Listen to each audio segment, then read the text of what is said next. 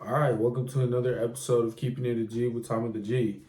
As we continue these videos, you'll notice a lot of the format changes. I may have a background, I may not. I may have a logo on the screen, I may not. I don't know. We're adapting. We're pretty new, so we're obviously trying new things. Every new video is a new trial run for something else. We're just experimenting with it. But yeah, let's get into a couple things. Recently, Dre and Nas they shared with me that they were in a C-Mac video, which was a trip. I'm like, damn, how the fuck did you guys manage to get into that video? But that's a story for another day. I'm gonna let them tell that story and they'll get into it with all the people they know. But yeah, it reminded me about a time where I was in a music video for Tyga and G-Eazy. I don't remember what the song was called, to be honest with you, but I remember they filmed that shit at my old high school. So at the time, I had already graduated. Had to have been like 2019, because I remember my girl was pregnant. I saw this like advertisement or some shit. It was for a Tyga music video, and it was just like, yeah, like, it's gonna be in Santa Monica High School. You gotta wear like these colors, and you gotta fucking be there at this time or whatever. So me and my girl were planning to go, and she invited her homegirl. We had just found out that, I think that same day, we found out that my girl was pregnant. We showed up to the music video shoot, and I remember I was fresh. I had the Goto Jordan 1s, the low top version though. I remember the colors, it said to wear gold, navy, and white. That's what they wanted you to wear. So I show up to the music video. My girl had her homegirl. I'm fresh. Get in line. We wait there for like a good fucking minute. We're there for hours basically, and they place us based on what we're wearing or whatever. I don't know how they determined it, but they placed us in like certain areas, and me and my girl got split up. We all got split up really, but she was kind of like around the spot with her homegirl, and I was like by myself. It was like me, some chick, and like a couple of dudes or whatever. And we were all on the bleachers. We were filming this shit inside the basketball gym or whatever. So we're there, we're filming, and it's been like a couple of hours, bro. But like, it's cool, I like said what's up to G-Eazy. He said what's up back. He just was like, yeah, what's up? And then it was cool. We got to see him in person. And so we're there, everything's going on smooth. I look over to my girl, and she's like, it's kind of mean mugging me. Like, the fuck? I just think that's weird, but I think nothing of it. All of a sudden, I see her coming towards me, and I look down. She texts me like, hey, we're dipping. We got to go, blah, blah, blah. I'm like, okay, what the fuck?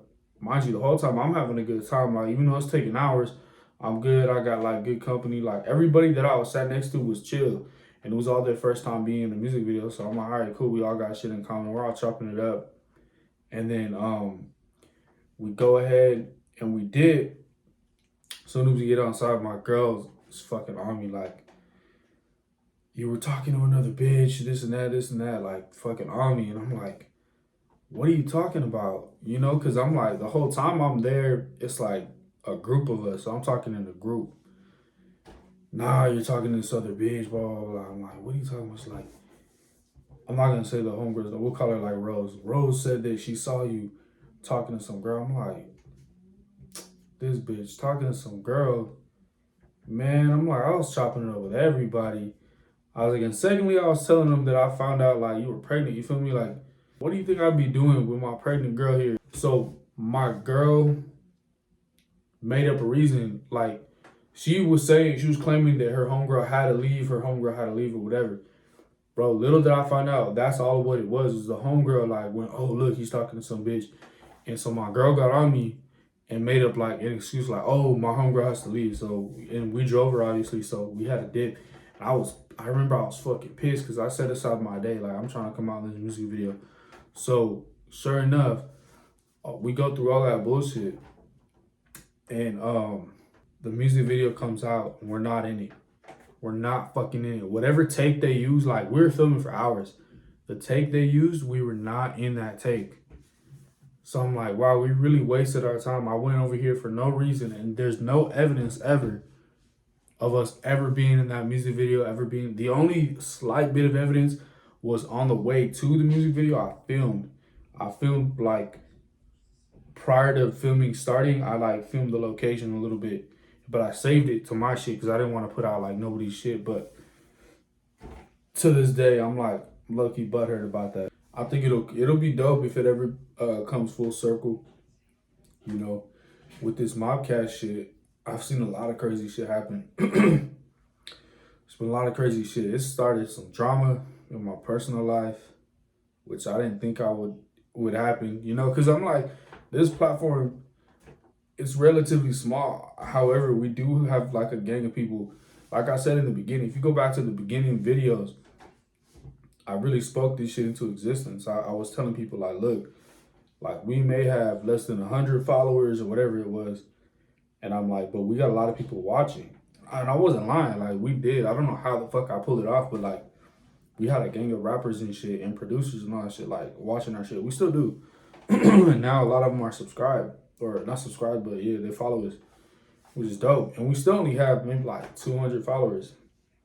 But it's wild how I spoke that shit into existence. But you know what's another trippy angle of that is like I wanted to look up new music because I was like trying to like, man, like I'm tired of this mainstream shit. I wanna hear some new music. So I go onto YouTube, and on YouTube when you search for music videos, I think I just searched like rap music videos, and you can put a filter, and you can filter it by date. So I put like the most recent one, and there was this YouTube channel called Emeezy Shot That, and I guess he's a music video director. So I'm all right, let's see what it got. So it was this dude named J Bell, Lil E, and yeah, I think it was just J Bell and Lil E. And I don't remember what the music what the song was called, but I was like, man, this is dope. I'm high.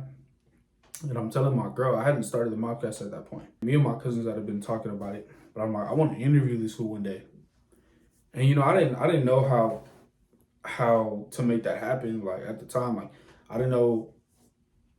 Like I don't know. You just never know like what the fuck could happen. So anyways, so I'm like, yeah, I want to interview this dude one day, and I put him down on the list, and I still have the same list. I have a fat fucking long list of all the rappers I want to interview, and he was one of the first because like it's one of the first music videos I saw. So I put all of them on there. I put Emeezy on there. I put J Bell, and Lil E just so happened to be the first one I reached out to of them three, and I secured that interview. And now I'm like, it's so crazy because now like I feel like again, and I you're gonna hear me say this shit a lot, but like at this point I feel like he's a friend. I'm not gonna say homie, right, because we haven't known each other for years, et cetera, et cetera. But like if I put you in my contacts, you're a friend, bro. Like you're definitely a friend. Never would have thought I you know that shit would have happened. And yeah, bro, it's been a long ass journey. So I'll go into my background a little bit. So right out of high school, I went into community college, and I was there for like a little bit, but there was only a 1 week gap between me graduating high school and me starting that college. So you know what I mean? I never got to give myself a break. So I hopped right into college like a week after high school. And I was like doing my shit somewhat, but I don't know. I don't remember how well I was doing in the class. I think some of the classes I was cool in, other classes I just wasn't there, you know. So so yeah, so that wound up like I kind of dragged that out. I said fuck that, but I had been working since I was 16, so I had been working that entire time I had started college. So that at some point I was like, you know what, like fuck this school shit. I'm gonna go back to it, but I'm gonna give myself a break. So I just continued working. I worked, I think it was like the 99-cent store at the time. And that job, man, fuck all that. Fuck that job. But it was a humbling job though. Like I picked up human shit multiple times working at that job, probably like 3 times. I only worked there like 2 years. And then from there I moved on to I think it was like Target. Was it Target? Yeah, I think it was like Target. So then I go to Target, right? So I'm at Target for like another 2 years, and it was cool, but it was like it wasn't for me. You know, like there was really only a couple of people, but like it was mostly like the one homie. I remember I had the one homie, and it was like it was what me and him unloading the boxes all day, putting the shit on the line, and we would just be rapping like the whole time.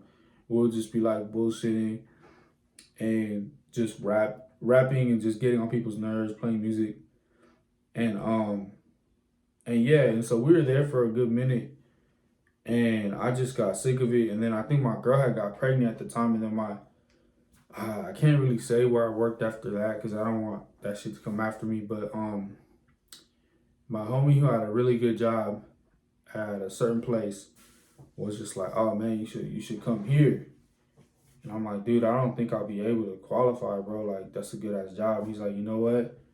This job right here is for people that, it's kind of like a second chance type of shit. So I'm like, all right, fuck it. I'm going to see what it is. I'm going to apply.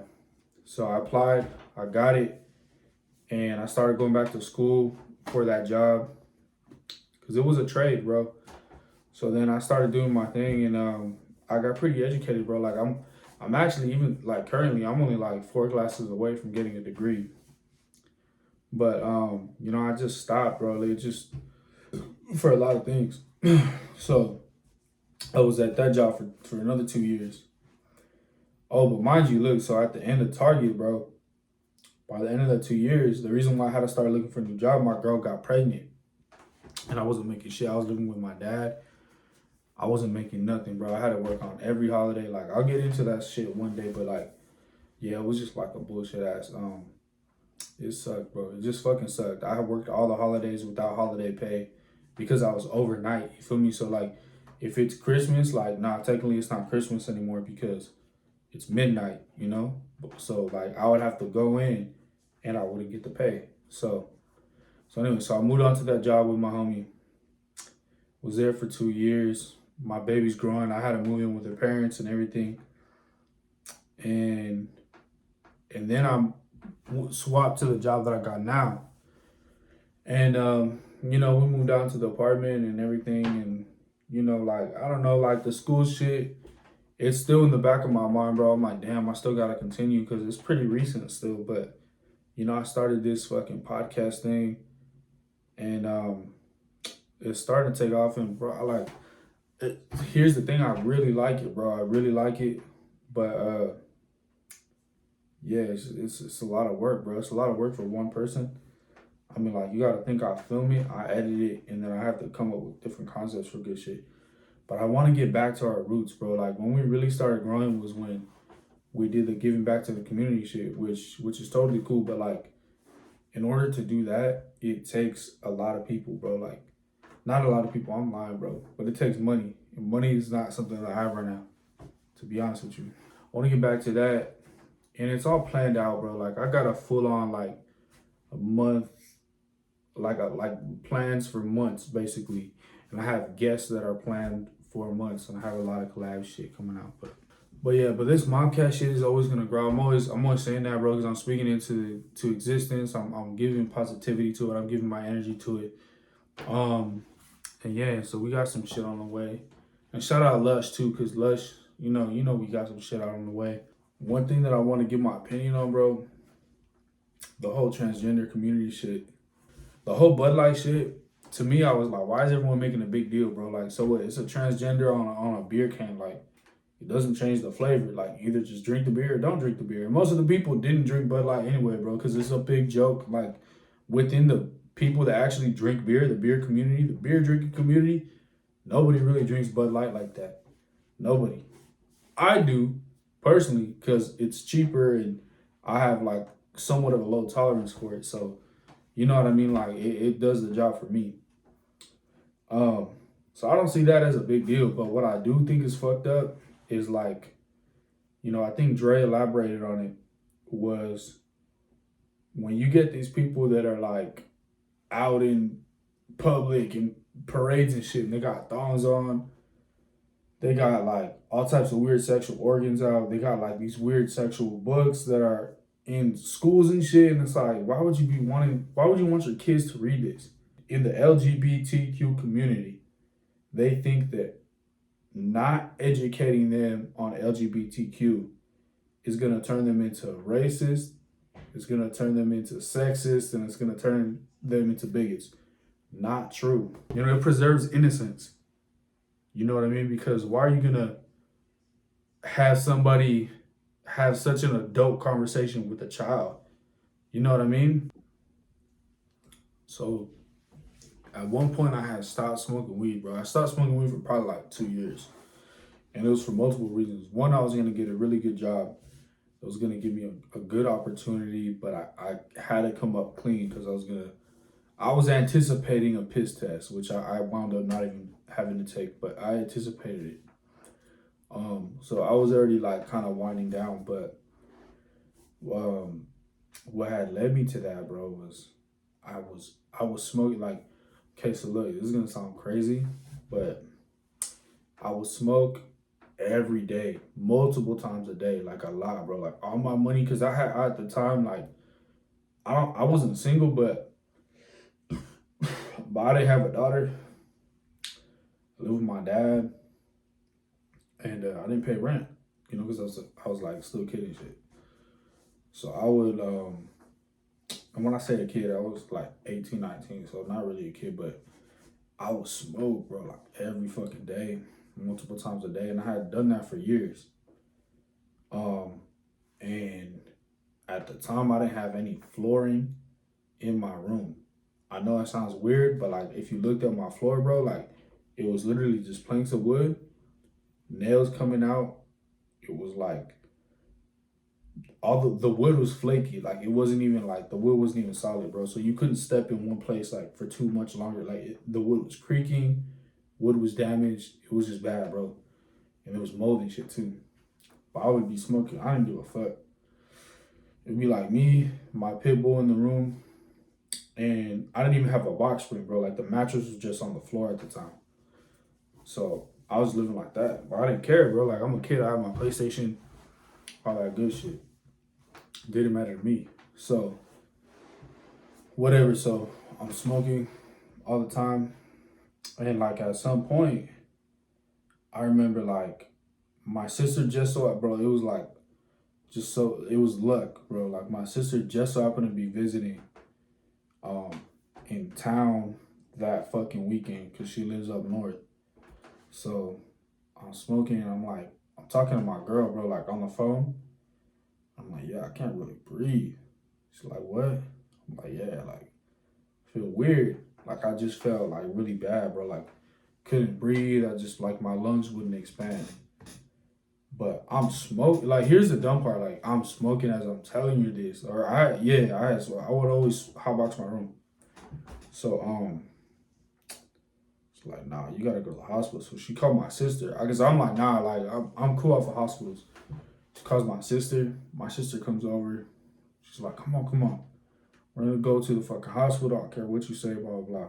So we go, and the doctor tells me, dude, you know how, he's like, do you know you have pneumonia? I'm like, nah, I do not know that I have pneumonia. He's like, you have pneumonia. You almost died. You know that? I'm like, what? He's like, yeah, you have like hella like liquid in your lungs. Also, she's like, you smoke? I'm like, yeah. It's like, yeah, don't do that. So that's just killing you. You have pneumonia. But I should have known because growing up, I always had pneumonia. Like, it'll be in and out. I think they call it walking pneumonia when, like, you'll get rid of it, but it comes back.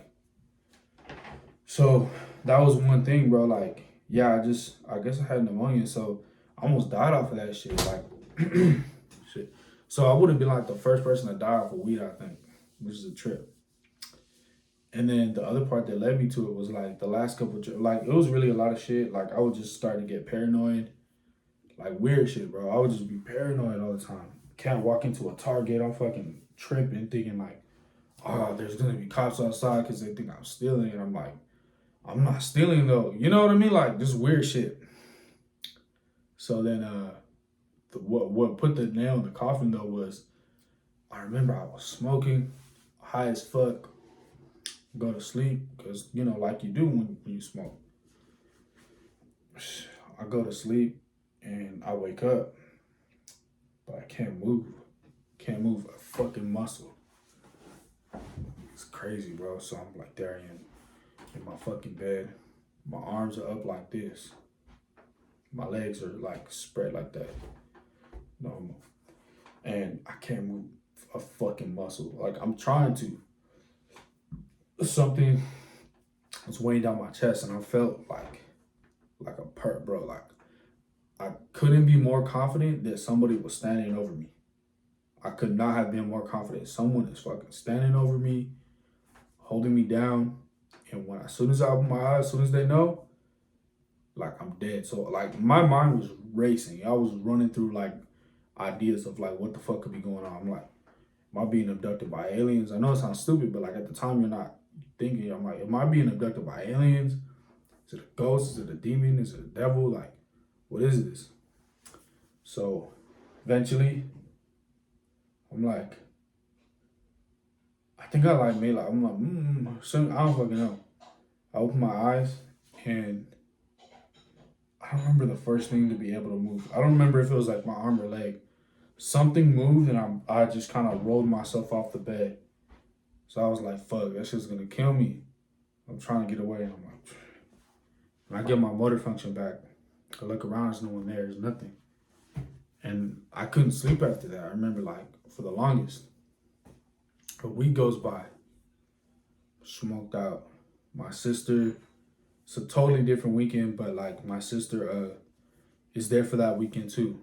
So we're smoking. I'm laying on the couch. I like knocked out on the couch. And I opened my eyes. Nah, I couldn't move again. But this time I was able to open my eyes. I opened my eyes. And I swear to you, bro, like something tall, skinny, had a fucking hat on, like an old, like Abraham Lincoln type hat. Was fucking like looking at me, bro, like smiling, about to kill me. And I remember to the top of my lungs, I was like, what the fuck?